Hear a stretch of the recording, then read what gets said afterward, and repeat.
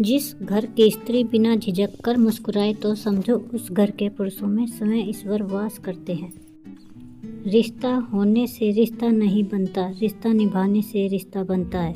दिमाग से बनाए गए रिश्ते बाजार तक चलते हैं और दिल से बनाए गए रिश्ते आखिरी सांस तक चलते हैं। इस दुनिया में सब कुछ कीमती है, एक पाने से पहले और दूसरा खोने के बाद। माँ के बाद इंसान का सबसे नज़दीकी रिश्ता पत्नी के साथ होता है।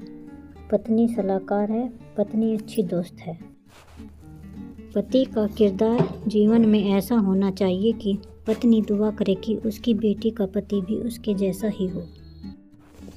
उस पति के प्यार पर कभी शक मत करो जो अपनी बूढ़ी माँ का ख्याल आपसे ज़्यादा रखता हो। बहुत खूबसूरत होता है पति पत्नी का वो रिश्ता जिसमें पति अपनी पत्नी को पाँव की जूती नहीं बल्कि अपने घर की इज्जत समझता हो।